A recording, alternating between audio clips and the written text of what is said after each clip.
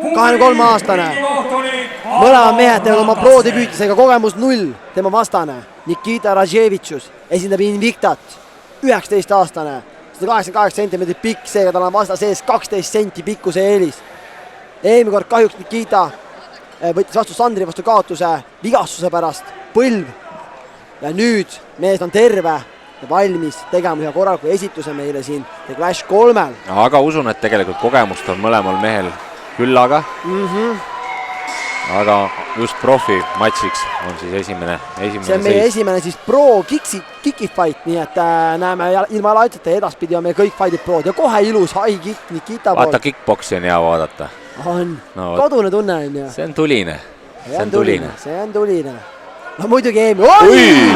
Ilus kohe kälpkikk. Just, see oli meile üldse, mida me vähe näinud. Praegu toimis ideaalselt. Hästi jäike poiss väiksem, aga saab nii kõvad kälpkikkid, et ega sa sealt enam ei taha.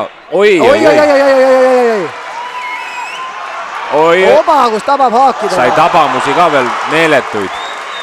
Jalg on tal valus, aga nüüd tahab ära ammustada selle jala küljest ära. Nüüd peaks Nikita minema ülesse selle jalaga. Mine high kicki selle jalalöögiga nüüd. No võt, ütleme niimoodi jah, et nüüd läheb laamendama juba, nüüd läheb laamendama Nikita juba, läheb liiga elevile see jala järgi, võta aega.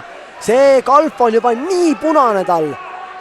Nüüd juba Nikita peab üles mängima sealt. Aga Mihhailovitsil on väga teravad käed, mis on lähedalt veel endiselt väga ohtlikud, nii et ega sa sinna päris praegu ära lööma ei saa minna.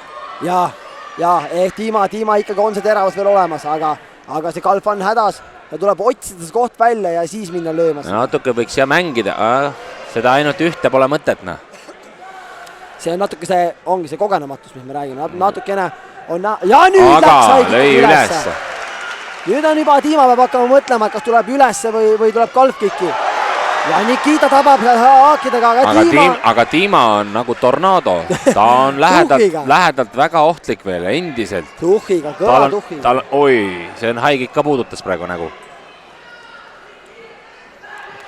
Et siin peab kaitse üleval olema ja ettevaatlik olema ikkagi. Nikita peab korra tõmbama natukene ennast tagasi. Vaat sellest see, millest ma räägin, et väga ettevaatlikult. Läheb kaklema.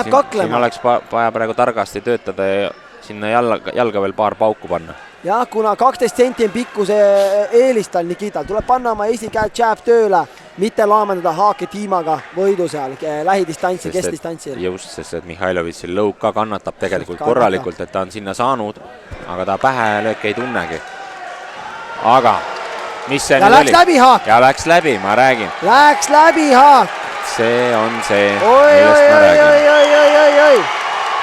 See on see, aga nüüd on taastumise aeg. Ei lase ka puhata väga. Nikita peab rahunema. Ei, see on paha. Ära tee seda. See on paha, ära mine kaklema. Nikita peab saama. Oli arvata, kus juures kahjuks seda oli, et see lähidistantsis oli see jõuvahekord oli erinev kohe näha tegelikult. Ja. Ei tuleb, kas tuleb püsti veel? Ei luba enam. Uskumatu, selline lõpp algas Nikita jaoks väga hästi see fight ja siis... Palju puudu ei jäänud, et oleks võtnud siit ise tehnilise knockoudiga võidu. Aga just, et tuleb targemini teha ainu teinekord, et sellist asja ei saa kohe hakata minna lammutama. Sinine nurk!